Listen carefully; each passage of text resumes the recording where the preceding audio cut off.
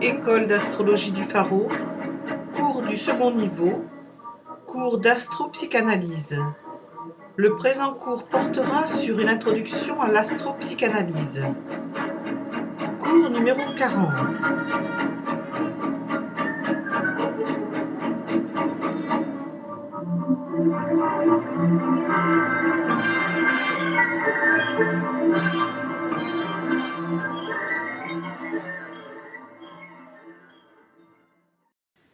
Pour illustrer la casuistique du psychanalyste pendant la cure, on rapporte volontiers la boutade que voici. Si le patient vient habituellement en retard aux séances, il est agressif. S'il vient en avance, il est anxieux. Et s'il vient à l'heure, il est obsédé. Et comme il n'y a pas de quatrième possibilité, le patient est acculé à une situation sans issue. Quel que soit son comportement, il est considéré et doit être considéré par la psychanalyse comme un malade à soigner. Et quoi qu'il dise ou fasse, toutes ses paroles et tous ses actes se transforment aussitôt en matériel d'analyse. Derrière cette boutade se cache cependant une vérité, et ce raccourci est propre à mettre en évidence un fait primordial dans la genèse de la psychanalyse. C'est qu'elle appartient à un espace intellectuel où rien ne peut être dit a priori bon, juste, normal, pertinent. Pour elle, la ponctualité n'est pas nécessairement supérieure à son contraire. Une qualité n'est pas en elle-même davantage que le défaut opposé. Si bien qu'aucun choix n'est évident à première vue, même s'il semble seul possible. Une telle attitude de l'esprit nous fait aussitôt toucher du doigt la vérité profonde de la psychanalyse, qui n'est pas jugement de valeur, et au nom de quels critères, mais connaissance profonde de l'âme humaine et des ressorts qui la motivent. Et nous sentons déjà ce qu'une telle démarche intellectuelle peut revêtir de terrible. Que fait en effet le psychanalyste? Il écoute son patient, il le regarde vivre, et pendant tout le temps que peut durer une cure, les mouvements les plus naturels, les gestes les plus instinctifs, et surtout ceux-là, les phrases les plus apparemment anodines de ce patient sont aussitôt soumises à l'analyse. Devant les actions les plus normales et les paroles les plus limpides, le psychanalyste constamment recherche le complexe caché qui les motive. Face à un tel état d'esprit, on comprend que l'outil principal de préhension du psychanalyste soit la suspicion. La suspicion est le mot-clé de la psychanalyse. Freud, au cours d'une de ses conférences, se prit un jour à dire « En vous apportant la psychanalyse, je suis venu vous apporter la peste. » Et si l'on en croit une certaine morale bourgeoise, la psychanalyse est bien une manière d'épidémie dont la contagion est redoutable. Peste pire que la peste est donc cette science. C'est qu'en effet, la morale bourgeoise ne pardonne pas à Freud d'avoir levé les tabous sexuels, d'avoir libéré le monde érotique et lâché une espèce de chaîne en chaleur, copulant dans la pleine lumière d'un univers de sexe et de sperme, ô combien gênant. Alors que cette morale bourgeoise eût souhaité que le monde du sexe demeurât dans la nuit, et selon l'expression imagée, sous le manteau, qu'il demeurât ignoré, comme s'il n'était pas, pour s'y pouvoir peut-être vautrer continuellement à l'aise dans l'ivresse des ténèbres et dans l'hypocrisie des choses tues. Or, à nier les choses, on ne les supprime pas pour autant. Le monde du sexe existe. Il peut être culpabilisant, mais il peut être aussi moteur de la sublimation.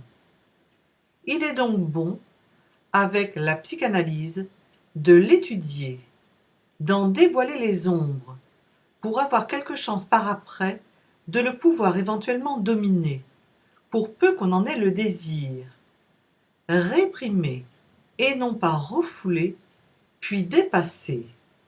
C'est le chemin possible de l'évolution.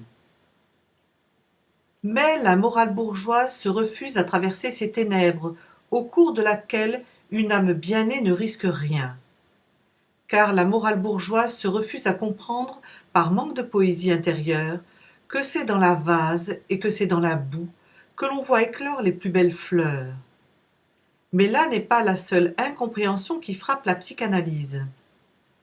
En effet, à l'opposé de la morale bourgeoise, une certaine idéologie à base de marxisme renie catégoriquement la psychanalyse.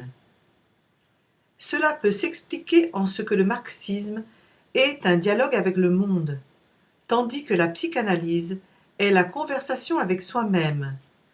Quoi qu'il en soit, la psychanalyse, là aussi, fait figure de peste. Mais ce n'est pas tout encore. En effet, pour mettre un comble à tout cela, les surréalistes, en faisant de Freud leur saint patron, n'ont fait qu'embrouiller davantage dans l'esprit superficiel et léger du public la situation déjà inextricable où se trouvait la psychanalyse. En effet, les surréalistes ont commis une erreur aussi grave, quoiqu'inverse, à l'égard de la démarche freudienne, que les bourgeois scandalisés ou les marxistes en fureur. Dans l'intérêt porté par Freud à l'inconscient, en tant qu'instance psychique, ils ont eu le tort de chercher une apologétique en faveur de l'inconscient. Bien sûr, la cause est aujourd'hui entendue. Freud ne tenait nullement, au contraire des surréalistes, à voir prévaloir cet inconscient, ni à laisser ce dernier déferler sur le monde et investir toutes les manifestations humaines. En fait, nous savons maintenant avec le recul que toute son œuvre, toute l'œuvre de Freud, est là au contraire pour dénoncer l'inconscient, afin que triomphe une saine raison. Il est cependant un peu tard pour le dire, car le cliché s'est imposé, et ainsi écartelé entre le marxisme, le surréalisme et la morale bourgeoise, la psychanalyse fait aujourd'hui à tort figure d'engagement quasi poétique, quand cela n'est pas non moins à tort figure d'assouvissement érotique et morbide. Et nous sommes devant l'un de ces éternels malentendus, qui, saisissant une découverte humaine, propre à aider les hommes et à les rapprocher spirituellement, les sépara au contraire et les dressa les uns contre les autres. Toutefois, il est possible d'affirmer maintenant avec le recul que la psychanalyse, cette peste dont parlait Freud, fut pour soigner certains cas de psychisme atteint une des thérapeutiques les plus pertinentes qui soient.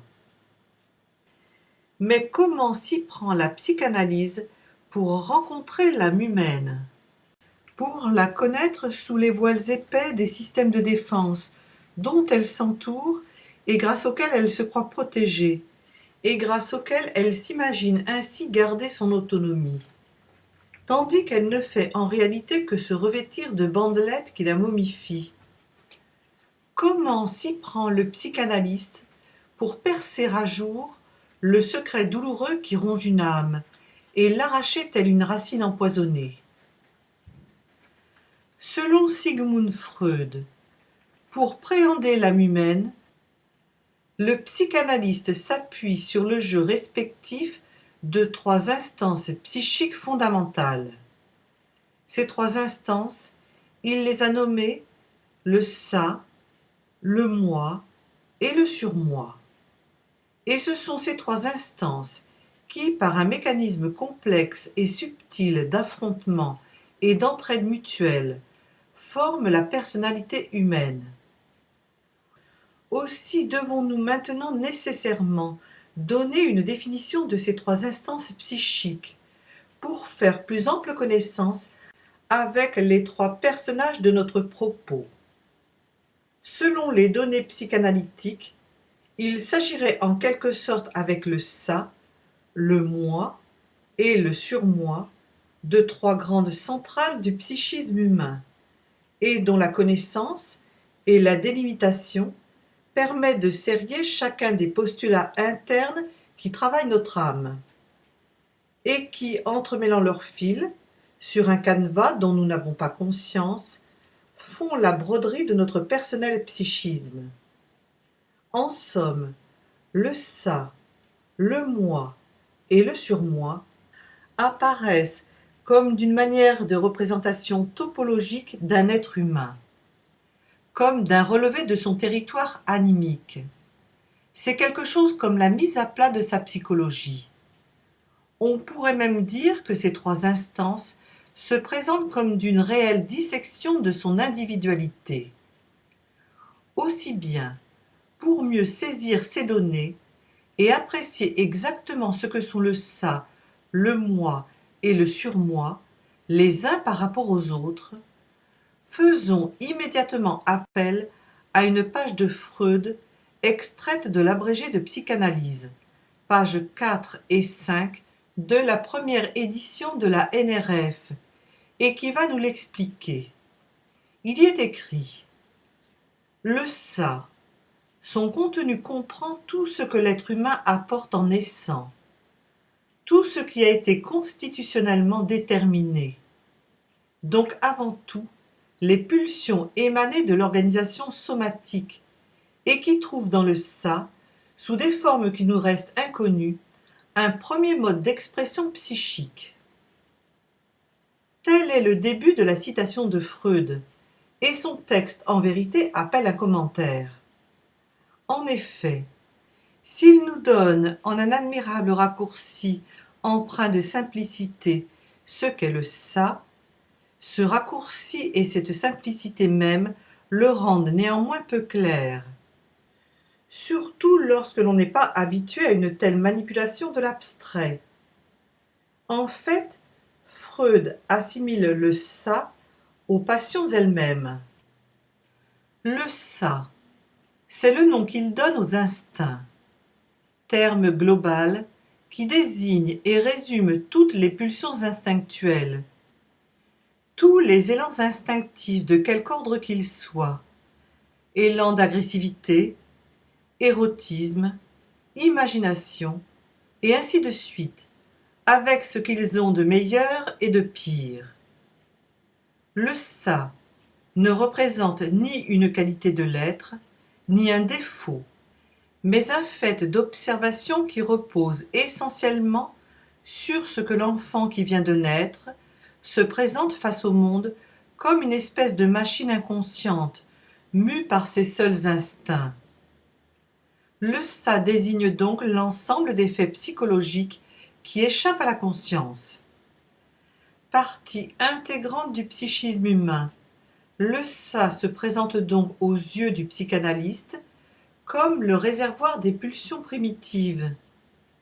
Ainsi, on peut le considérer comme la zone inférieure du psychisme. Il représente en quelque sorte la sphère nocturne de nos élans incontrôlés et l'origine même des mouvements irrépressibles qui constamment nous agitent et nous bouleversent.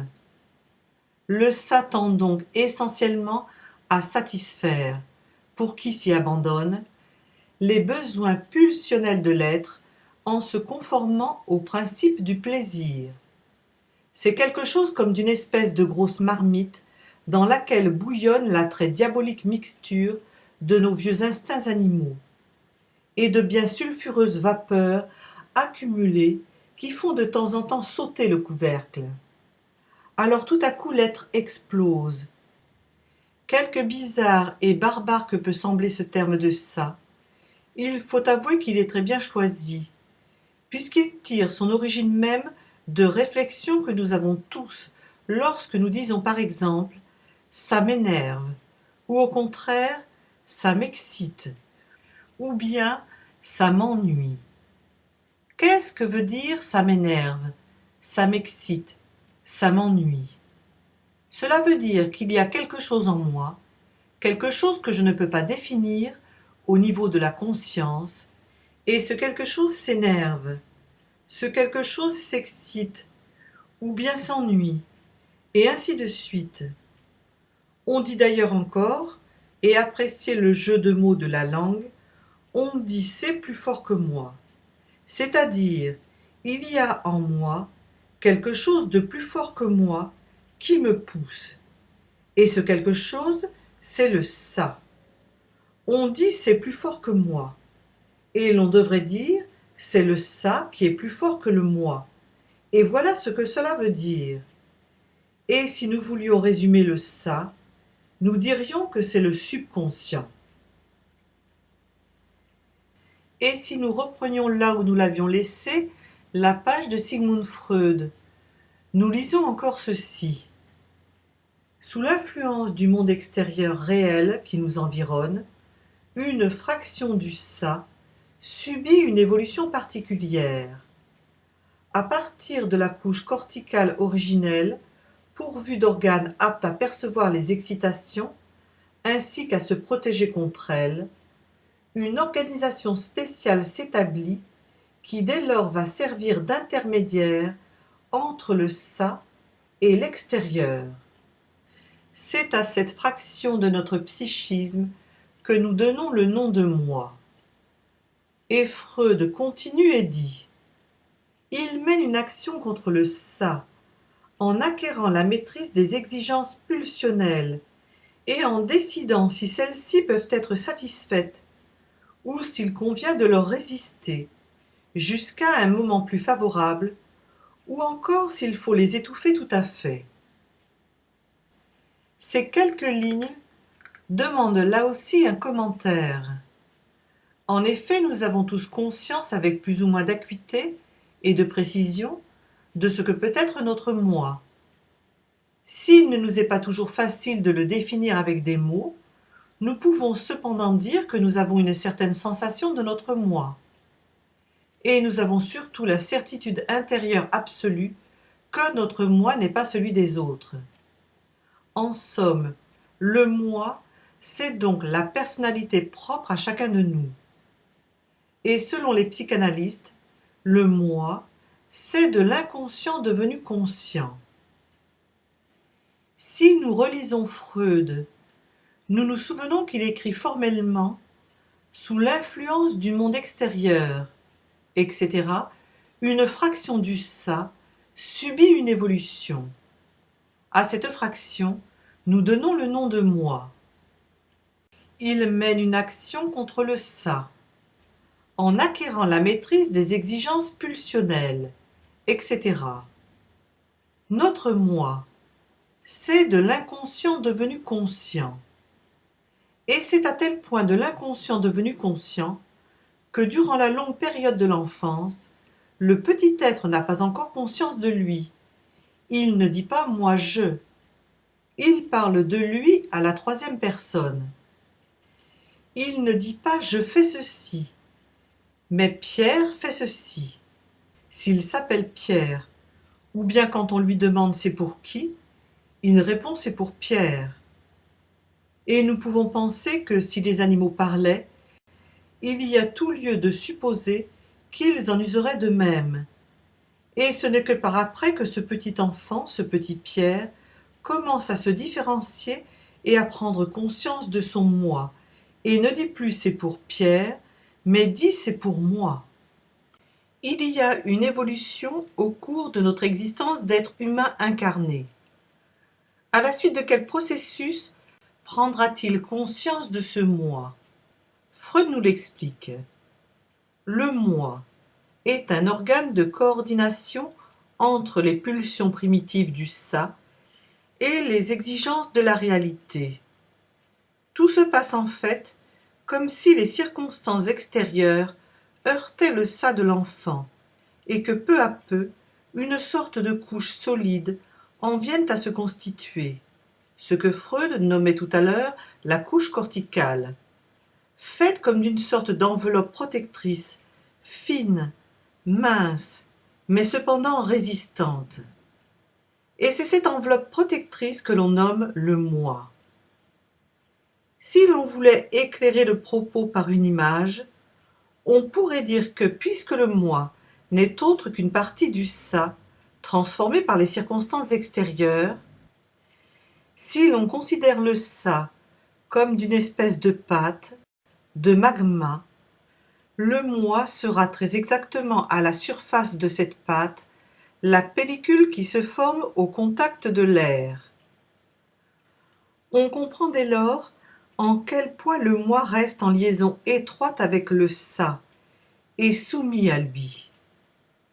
Retenons donc que le moi est un organe qui réalise les intentions du ça tout en tenant compte des exigences du monde extérieur. Si nous reprenons notre lecture au point où nous l'avons laissée, nous lisons encore ceci. Durant la longue période d'enfance qu'il traverse, et pendant laquelle il dépend de ses parents, l'individu en cours d'évolution voit se former dans son moi une instance particulière par laquelle se prolonge l'influence parentale. Cette instance, c'est le surmoi. Dans la mesure où le surmoi se détache du moi ou s'oppose à lui, il constitue une troisième puissance dont le moi est obligé de tenir compte. Fin de citation. Là encore, cela demande à être éclairci. Certes, le terme de surmoi se définit de lui-même, puisqu'il est à proprement parler sur ce qui est au-dessus du moi. Surmoi. Toutefois, il s'agit de comprendre que pour Freud, le surmoi, c'est-à-dire la conscience, n'est pas, même si l'on se place au point de vue de la morale, supérieur qualitativement au moi, puisqu'il ne porte pas de jugement. Disons que le surmoi est au-dessus du moi, comme un chapeau est au-dessus de la tête, et ce qui devrait être important, c'est la tête, ce n'est pas le chapeau. Et ce qui devrait, car ce n'est pas toujours le cas, c'est le moi qui devrait être important. D'ailleurs, le surmoi, par une de ses branches, n'est rien d'autre que le résidu de la pression sociale qui oblige le moi à se conformer aux convenances. Le surmoi est donc en quelque sorte un moi imbibé par l'éducation, un moi qui a subi un dressage. Ainsi, par cette branche, le surmoi est une instance psychique rapportée, on dira introjectée, qui tout au long de la vie va dans une sorte d'automatisme perpétuer les directives morales et les défenses dérivées de l'éducation. C'est une instance qui n'a rien de spontané, mais qui permet la vie en société. Ajoutons, et c'est une chose qui peut s'avérer pénible et dramatique dans le rôle du surmoi, ajoutons que c'est une instance qui le plus souvent trempe dans la peur. Peur de perdre l'affection de ses parents, peur de déchoir dans l'esprit de ses maîtres, peur d'être puni, peur d'être déshonoré et de perdre la face, et ainsi de suite. Le surmoi, c'est quelque chose comme le bâton pour l'animal en cours de dressage. Dans les nouvelles conférences sur la psychanalyse, Freud est revenu sur la question du surmoi. Et voyons ce qu'il écrit aux pages 88 et 89 de l'édition de Gallimard dans la collection Psychologie. S'il y a en nous une conscience, elle n'est pas innée. Contrairement à la sexualité qui, elle, existe dès le début et qui n'est pas quelque chose de surajouté après coup. Chacun sait que le petit enfant est amoral. Chez lui, aucune inhibition intérieure ne s'oppose aux impulsions qui tendent vers le plaisir. Le rôle, joué plus tard par le surmoi, incombe d'abord à une puissance extérieure, à l'autorité des parents. L'influence parentale s'exerce au moyen des témoignages de tendresse et des menaces de punition. Les punitions équivalent pour l'enfant à un retrait d'amour et sont redoutées en soi. Cette peur réelle est le précurseur de la future crainte de la conscience, et tant qu'elle domine, il n'y a pas lieu de parler de surmoi et de conscience. Plus tard seulement s'établira la situation secondaire, celle que nous sommes trop enclins à considérer comme normale. L'obstacle extérieur, une fois intériorisé, le surmoi prend la place de l'instance parentale. Ce surmoi qui surveille, dirige et menace, comme autrefois les parents surveillaient, dirigeaient et menaçaient l'enfant. Le surmoi, en prenant possession de la puissance de l'activité qui caractérisait l'instance parentale, en utilisant même les procédés de cette dernière, n'est pas seulement son successeur, mais vraiment aussi son héritier légitime naturel. Cependant, il importe de faire ressortir une différence. Le surmoi, par un choix unilatéral, semble n'avoir adopté que la dureté et la sévérité des parents, leur rôle prohibitif répressif, mais non leur tendre sollicitude. Fin de citation. Grâce à cette longue citation annexe, nous sommes maintenant au fait. Le surmoi, c'est du moi, pétri par les interdits successifs. Le surmoi, c'est une morale, non spontanée, mais imposée par la condition sociale. Telle est tout au moins la vision de Freud. Nous verrons d'ailleurs, quand nous entrerons dans les coulisses de l'âme, nous verrons que cette conscience morale rapportée, émanation du surmoi, se présente comme d'un terrible contrôleur du psychisme, comme d'un douanier, comme d'un gendarme. Et lorsqu'elle est par trop rigide, c'est elle, cette conscience morale, qui devient le principal artisan des névroses. Nous ne tarderons pas à voir de près, par des thèmes d'exemple, les dégâts qu'elle peut causer. Car le surmoi, par une de ses branches, et nous insistons en disant par une de ses branches, en exigeant des renonciations, cause des refoulements et de ce fait plonge le moi dans un réseau dramatique de frustration.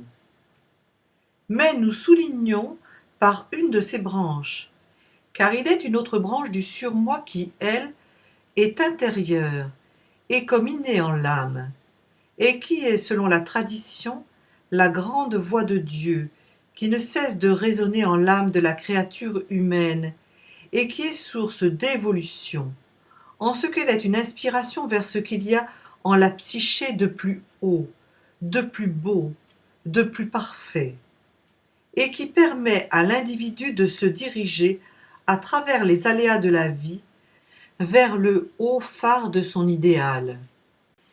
C'est du reste à cette branche-là du surmoi que nous donnerons le nom d'idéal du moi. C'est un beau phare dressé sur l'océan des passions. Et autant la première des deux branches du surmoi est faiblesse et danger, autant celle-ci est lumière et force. Et nous allons reparler plus loin de cette seconde branche du surmoi pour correctement la percevoir. Et si nous reprenons la première citation de Freud et que nous en achevions maintenant la lecture, voilà ce qui nous est dit. Est considéré comme correct tout comportement du moi qui satisfait à la fois les exigences du ça, du surmoi et de la réalité. Toujours et partout, les particularités des relations entre moi et surmoi demeurent compréhensibles si on les ramène aux relations de l'enfant avec ses parents ou avec les substituts des parents. On voit qu'en dépit de leurs différences foncières, le ça et le surmoi ont un point commun. Tous deux représentent en effet le rôle du passé. Le ça, celui de l'hérédité, le surmoi, celui d'autrui. Tandis que le moi, lui, est surtout déterminé par ce qu'il a lui-même vécu, c'est-à-dire par l'accidentel, l'actuel. Fin de citation. Et si nous voulons résumer ce long et difficile propos, qui demeure abstrait et que l'esprit a du mal à saisir dans son abstraction, nous allons emprunter à Paul Jury une image prosaïque et cependant fort évocatrice qu'il a donnée de ces trois instances. Selon lui, il convient d'assimiler le ça à une automobile. Le moi, en ce cas, c'est le conducteur, et le surmoi, c'est le code de la route. C'est une image qui nous fait parfaitement comprendre le rôle de ces trois instances. En ce qui concerne la longue citation de Freud que nous venons d'entendre, nous devons attirer votre attention sur deux points très importants qui nous sont apparus à la lecture de cette page. Le premier de ces deux points est la venue aux côtés du moi, du ça et du surmoi d'un quatrième élément dont l'analyste est bien obligé de tenir compte. Et cet élément, c'est le monde extérieur. Sous l'influence du monde extérieur réel qui nous environne, écrivit Freud, et nous comprenons que le monde extérieur joue un rôle capital sur un individu. Le second point, sur lequel nous devons attirer votre attention, est aussi important que l'existence du monde extérieur, est cette fois l'objet d'une omission, dont nous venons succinctement de parler. En effet, en ce qui concerne le surmoi, Freud parle éloquemment des alluvions laissées par l'éducation, c'est-à-dire les apports extérieurs laissés par les parents ou par les substituts des parents, écrit-il.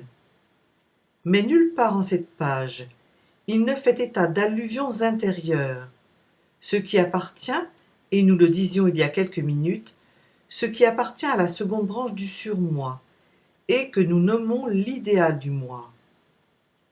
Cependant, dans l'abrégé de psychanalyse de ce même Freud, il y a un texte extrait d'un chapitre nommé « Le monde intérieur », à la page 82 et suivante de l'édition NRF.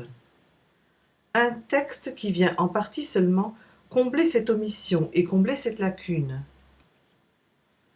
Avec l'âge, est-il dit en ce texte, avec l'âge, une nouvelle instance psychique surveille le moi, lui donne des ordres, le dirige et le menace de châtiment. Nous appelons cette instance le surmoi et la ressentons dans son rôle de justicier comme notre conscience. Le surmoi ne se borne pas à juger le moi sur ses actes, mais aussi et tout autant sur ses pensées et sur ses intentions non mises à exécution. Ainsi le surmoi, devenu fraction du monde intérieur, continue cependant à assumer devant le moi le rôle du monde extérieur. C'est ainsi que le surmoi assure une place intermédiaire entre le ça et le monde extérieur. Il réunit en lui les influences du présent et du passé. Dans l'instauration du surmoi, on peut voir, semble-t-il, un exemple de la façon dont le présent se mue en passé. Malgré tout l'intérêt que nous éprouvons à la lecture du texte de Freud, celui-ci ne nous satisfait pas pleinement en ce qui concerne la seconde branche du surmoi. Il semble en effet que Freud n'ait pas pris ou n'ait pas voulu prendre conscience de certains faits qu'il convient cependant de ne pas laisser dans l'ombre.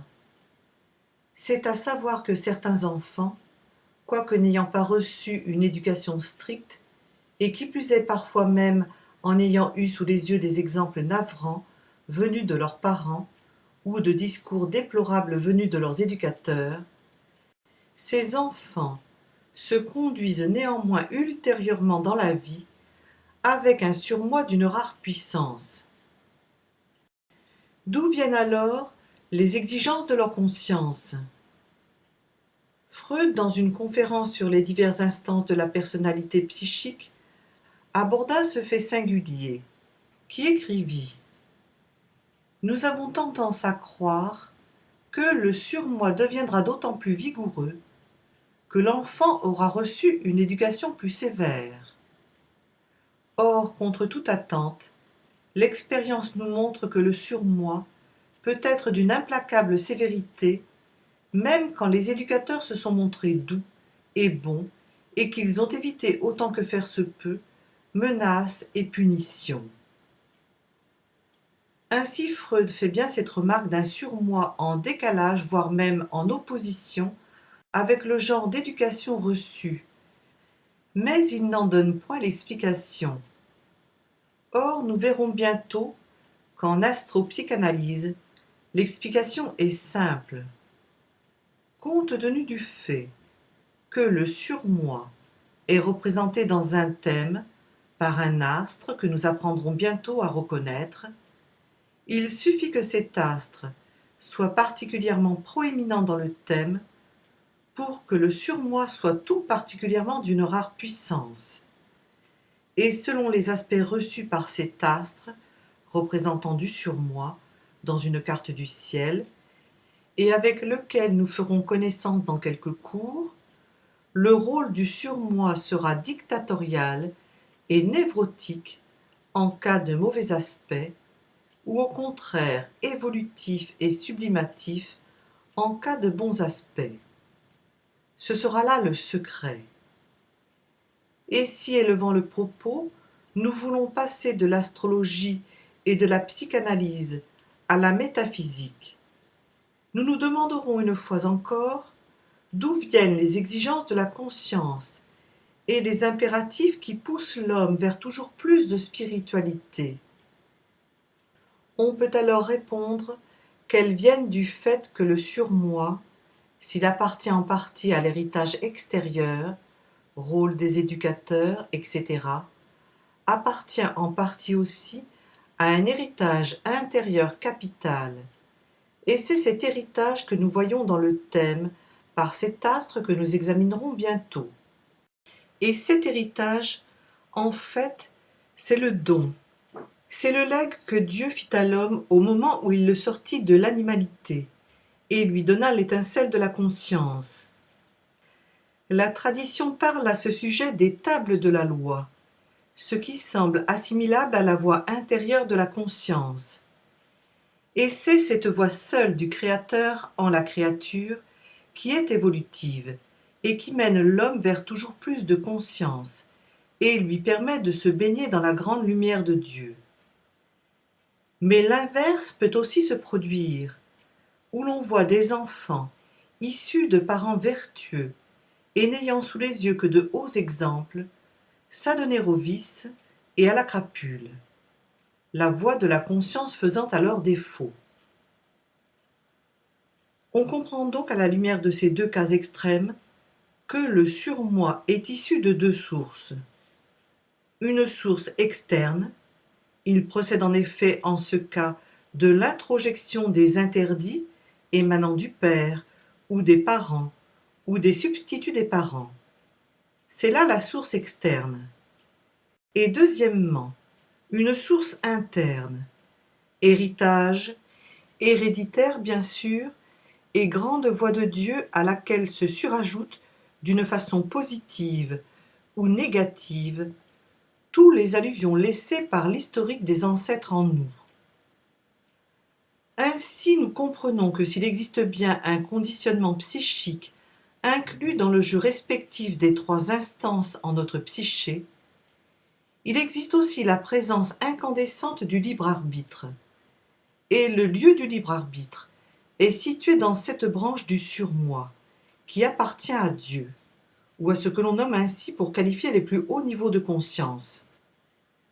Pour mieux comprendre le rôle que jouent dans le psychisme humain les diverses entités freudiennes, et pour en situer plus parfaitement les valeurs respectives, il est possible de tenter une représentation topologique de la psyché humaine et de brosser en une série de graphiques simples un tableau général des trois centrales freudiennes.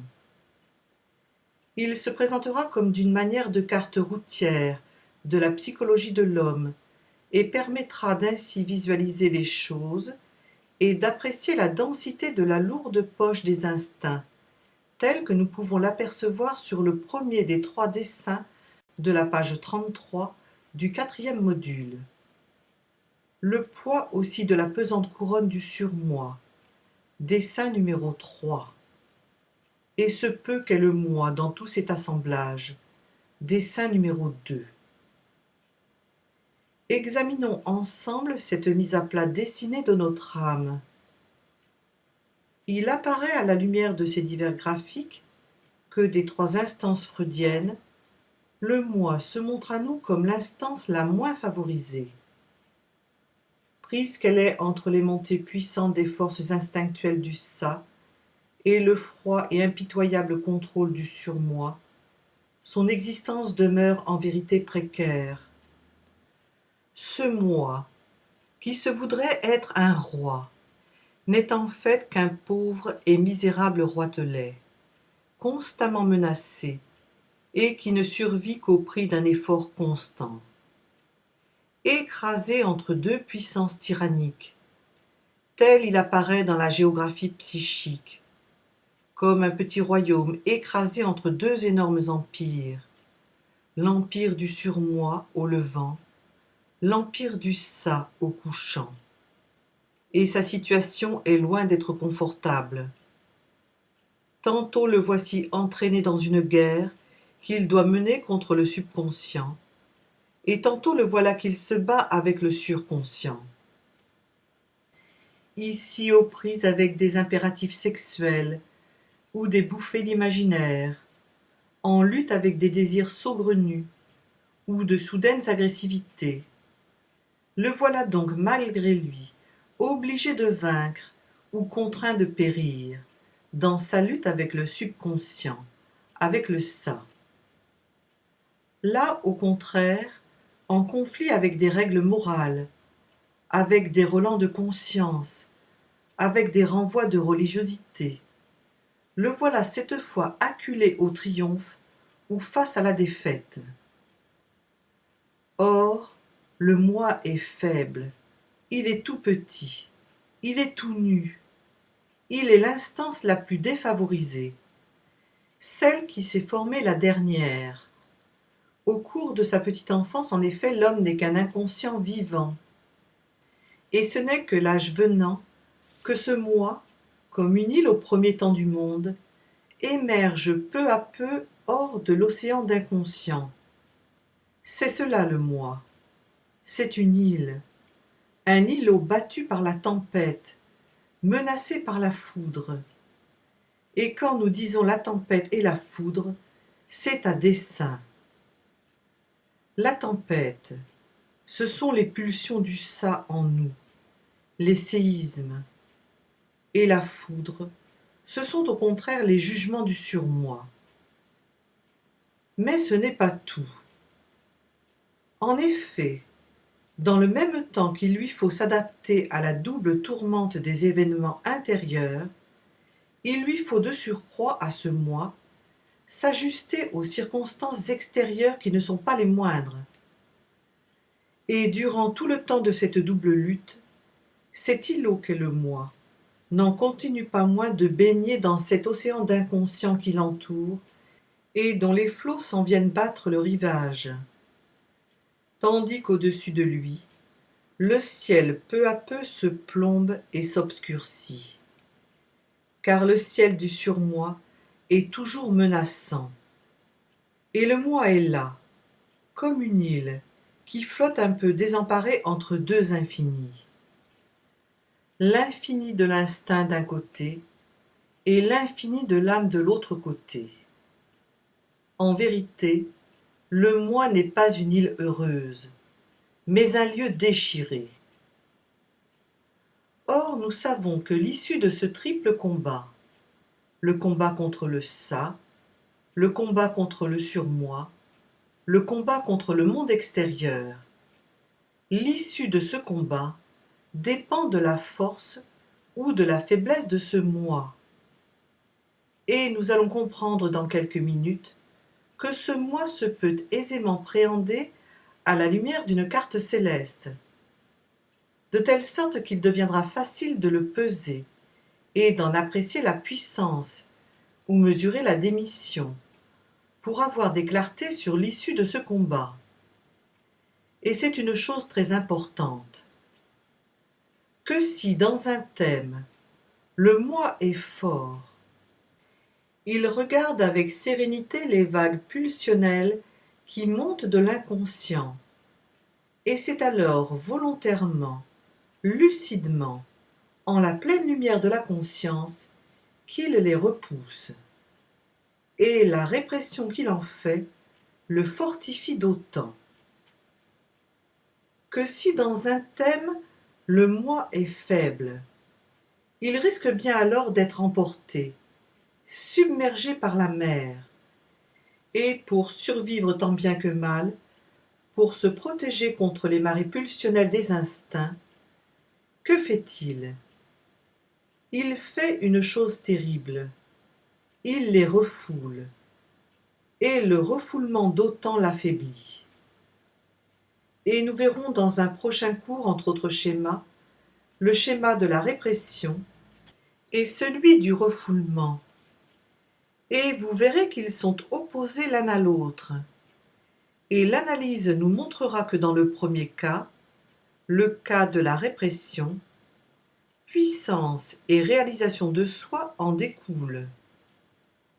Tandis que dans le second cas, le cas du refoulement, psychose et névrose apparaissent. Ainsi dans un thème, un moi en bon état signifie adaptation consciente et réalisation. À l'opposé, un moi en mauvais état signifie fuite et écroulement. C'est qu'un moi en mauvais état, qui ne s'adapte en effet que par le biais de la névrose, et ne le fait qu'à coup de refoulement, en bâtissant de grands barrages contre l'angoisse, est bientôt à tel point caché sous des couches de cendres, la cendre des obsessions, la cendre des préjugés, celle des manies, des peurs, des hantises, la poussière des refus, celle des regrets, est à tel point caché ce pauvre moi qu'il n'est plus. Et c'est tout cela que nous montrera l'examen d'un thème, lu à travers l'astropsychanalyse. Et ce pauvre moi bientôt n'est plus. Puis vient un jour où les monstres sortent des abîmes, les abîmes du ça, tandis que les éclairs ébranlant le ciel de la conscience se font apocalypse en l'âme torturée. Alors soudain, le moi se met à crier. Et dans une sorte d'ultime sauve-qui-peut, il appelle au secours. Il hurle pour que quelqu'un vienne le délivrer de son angoisse, pour que quelqu'un vienne l'écouter et le libérer de lui-même. C'est alors qu'apparaît le psychanalyste. Le psychanalyste est un homme ou une femme dont le thème est bien souvent marqué par des dominantes uraniennes et plutoniennes. Bien souvent, mais pas toujours. C'est un urano-plutonien. Il débarque sur l'île, ou plutôt il aborde au rivage du moi de son patient, avec sa petite valise. C'est la valise qui contient la somme de ses connaissances. Tout d'abord des symboles. Et bien rangés dans cette petite valise, les mots-clés pour ouvrir une âme de patient. Ce que Jacques Berton appelle les phrases bistouri, qui sont la pointe alpha des archétypes propres à mener le malade à travers l'épanchement de ses rêves, jusqu'à l'oméga de son âme enfin retrouvée. Et voilà le psychanalyste face à deux mondes inconnus, deux mondes aussi inaccessibles l'un que l'autre. Et ces deux mondes, ce sont les instances qui entourent le moi, et dont aucune n'est immédiatement accessible à l'observation. Et voilà le psychanalyste qui regarde intensément pour percer cependant le mystère. Il est face au silence de la mer et face à l'infini du ciel. D'un côté pour lui, c'est la falaise abrupte du surmoi, et de l'autre, les abîmes du ça. En vérité, deux mondes redoutables. Le premier de ces mondes est peuplé d'animaux assez impitoyables. Sur la falaise, en effet, çà et là, étagés sont des cerbères, des bourreaux, des juges, les uns dressés, les autres assis. Le psychanalyste lève les yeux et les voit dans l'âme de son patient. Et le second de ces mondes n'est pas moins inquiétant. Il est rempli de monstres, les monstres du ça. Ce sont les reptiles ténébreux de nos instincts, que le psychanalyste devine, qu'il ne peut pas voir, mais qu'il devine à la fange qu'il soulève en bougeant, c'est-à-dire aux réflexes, aux symptômes qu'il observe. Et voici le psychanalyste qui va opérer. Il ouvre sa valise et en sort des outils de travail et commence à examiner le ça. Mais pour examiner le ça, qui baigne tout entier dans l'inconscient, il ne peut s'adresser qu'à ceux des rejetons du ça qui pénètrent dans les systèmes préconscients et conscients. Il ne peut s'adresser qu'aux rêves, aux désirs, aux lapsus, et ainsi de suite. Aussi bien a-t-il du mal à découvrir les vrais visages des monstres.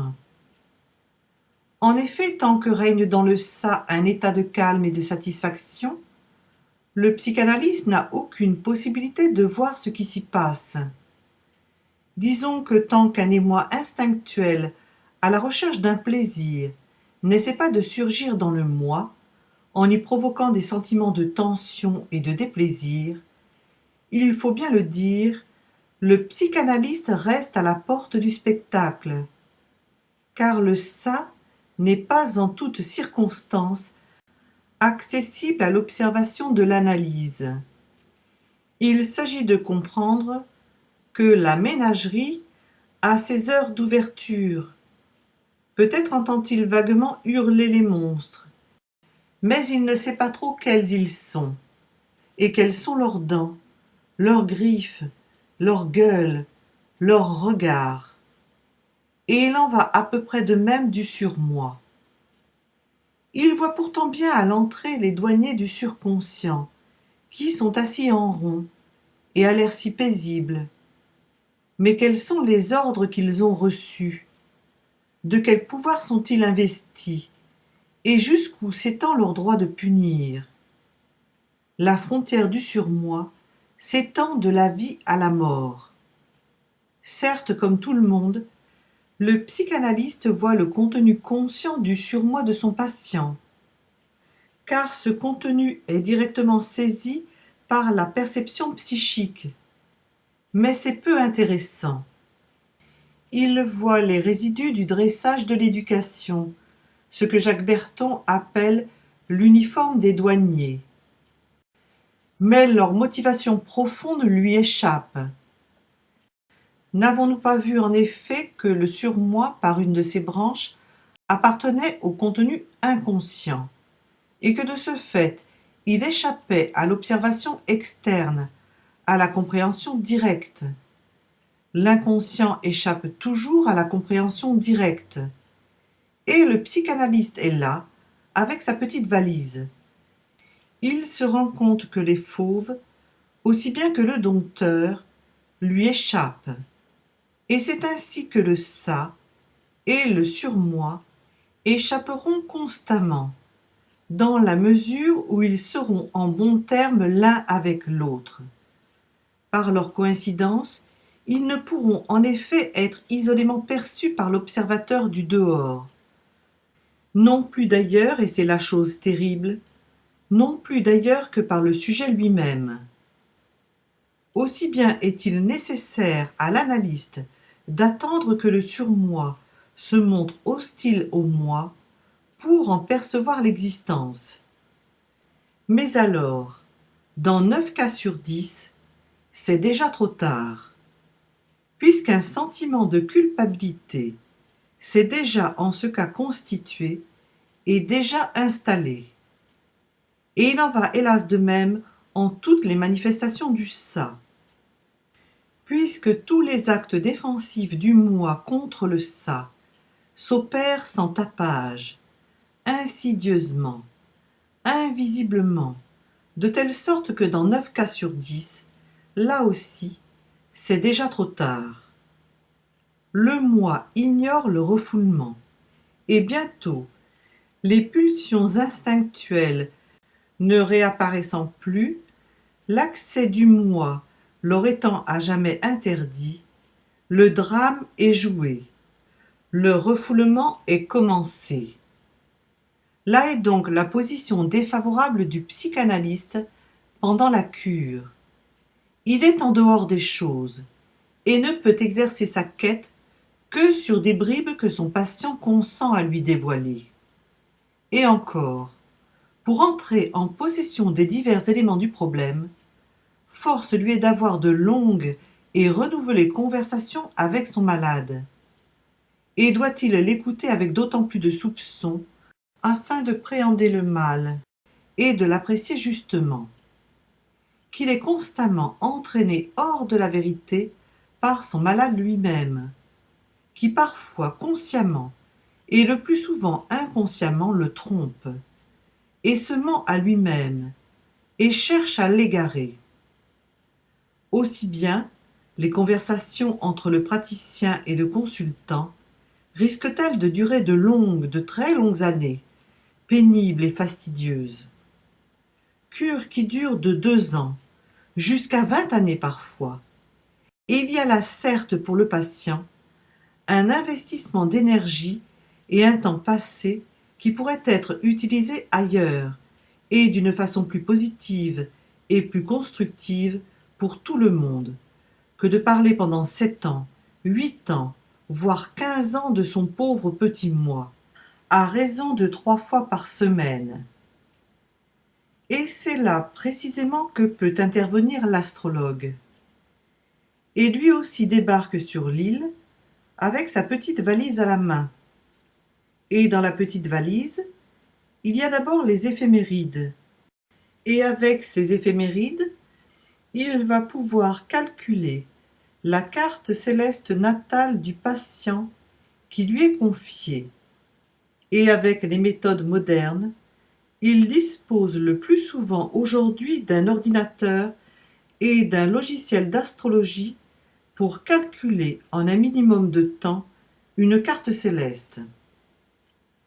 Et dès cet instant, sa position ne sera plus du tout la même que celle du psychanalyste, puisqu'il n'a lui nul besoin d'attendre que culpabilité ou refoulement ait déjà provoqué leurs dégâts.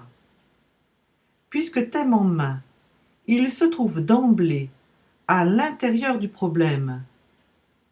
En vérité, pour percer la nuit où se débat le psychanalyste, le thème astrologique se présente comme d'une vive lumière dans les ténèbres de l'âme.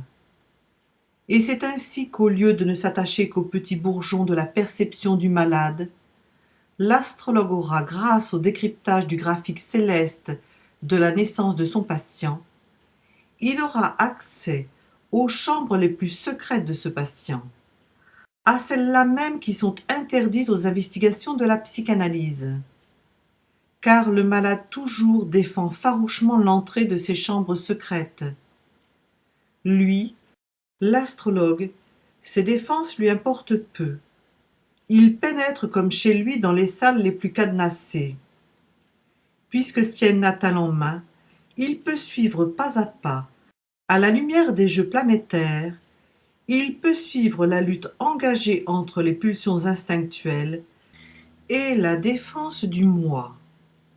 Il peut suivre pas à pas le verrouillage opéré par le surmoi contre l'épanouissement du moi. En un mot, il peut suivre pas à pas tout le déroulement du drame, et disons qu'il se trouve dans les coulisses.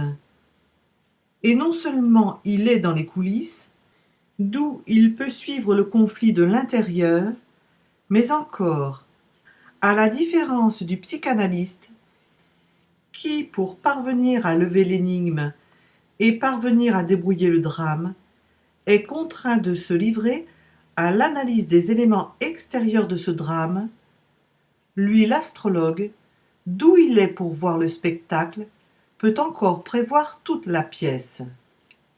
Il lui suffit pour cela de regarder le thème et d'extrapoler logiquement. Et le thème tout entier, c'est la représentation du conflit.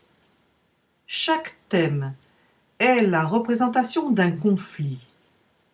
Et à la lumière de ce qu'il voit de l'âme du patient, au seul examen de la carte céleste, c'est-à-dire de l'âme du patient, projetée sur son graphique natal, il peut, dans une certaine mesure, pressentir, supputer quel sera l'aboutissement du drame et quel sera le dernier acte.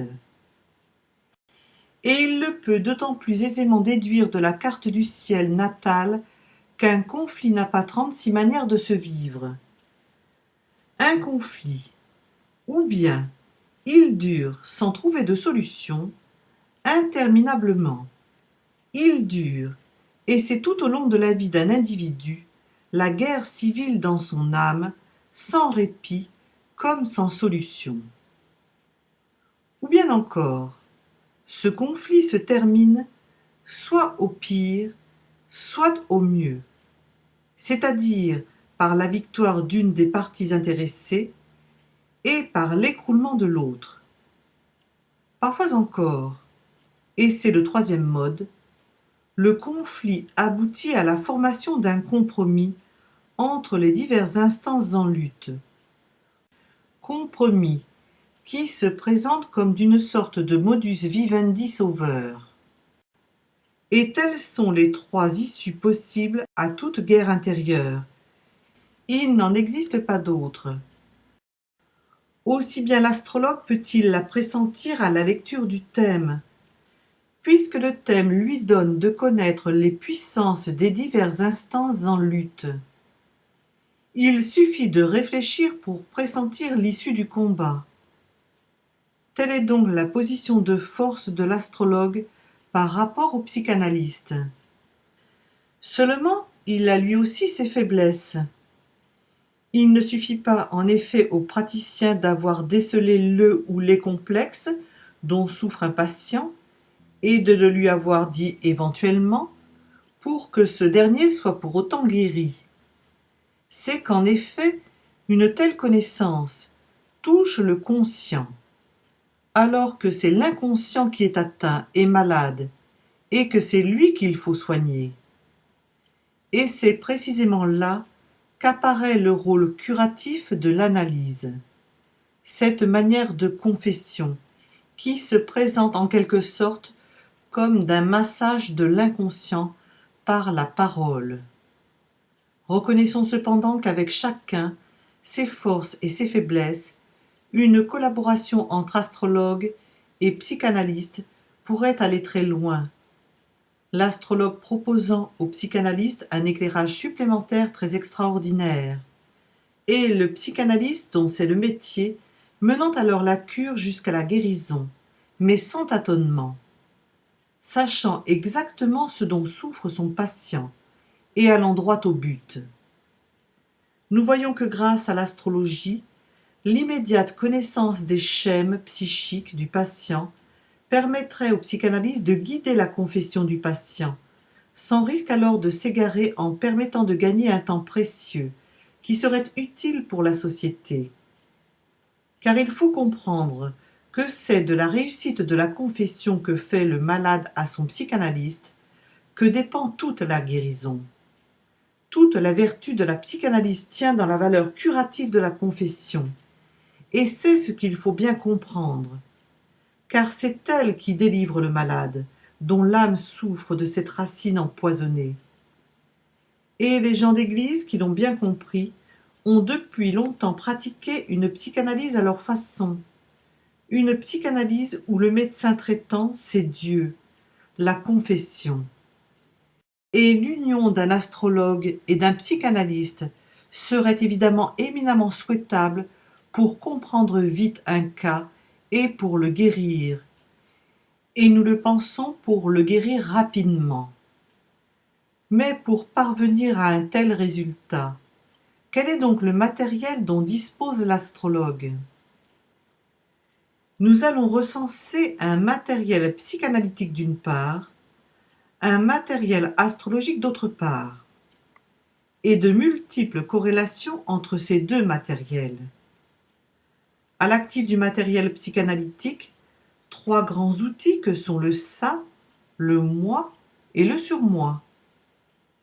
À l'actif du matériel astrologique, 12 signes, 12 maisons, 10 planètes et toute la singulière et dense ramification d'un réseau d'aspects entremêlés, ce que Jacques Berton nomme encore une forêt d'aspects, qui permettant l'approche d'un être avec ses nœuds de force et ses complexes paralysants, ses faiblesses, donne de ce fait la clé de son destin. Il n'y a que cela, et rien de plus. Et pourtant, grâce à l'addition de ces 2 sortes d'outils, toute une vision du monde est modifiée, et grâce à cette vision, que nous nommerons désormais astro-psychanalytique, et créée par Jacques Berton. Donc à la lumière de cette vision astro-psychanalytique, les réactions humaines les plus contradictoires, parfois même les plus aberrantes, les plus chaotiques, trouvent une explication des plus satisfaisantes. Et nous allons examiner les instruments de travail en ouvrant ensemble la petite valise. Le matériel astro-psychanalytique en lui-même est très simple, et vous le connaîtrez à la fin de ce cours. Quant à son maniement, il se répartira sur toute la suite des cours à venir, cours d'astro-psychanalyse et cours d'astrosexologie. En fait, il n'est besoin que d'un seul instrument, un tableau des corrélations entre les éléments astrologiques et les éléments psychanalytiques, c'est-à-dire un rapport établi entre le fait astrologique et le fait psychanalytique. Ce tableau reposera tout entier sur les corrélations qui existent entre les diverses instances freudiennes et la valeur symbolique et interprétative des planètes, signes, maisons et aspects utilisés en astrologie. Ainsi, compte tenu du parallélisme qui existe entre les valeurs d'influence des divers éléments du matériel astrologique et leur traduction psychanalytique, l'astrologue pourra désormais, grâce à cette méthode, d'un seul coup d'œil, procéder à la pesée respective des diverses instances psychiques en cause et en mesurer l'intensité, la gravité ou la légèreté dans un conflit, puis apprécier les diverses possibilités qu'il a de rendre la paix à une âme. Et nous allons brosser ce tableau succinctement. Nous allons le présenter pour plus de clarté en 3 successifs volets.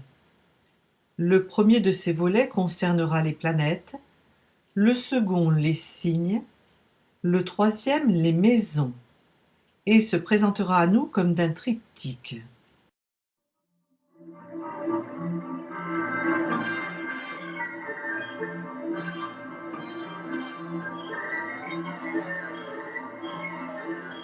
Fin du premier astro-CD sur une introduction à l'astropsychanalyse. Veuillez prendre le second astro-CD s'il vous plaît. Cours numéro 40.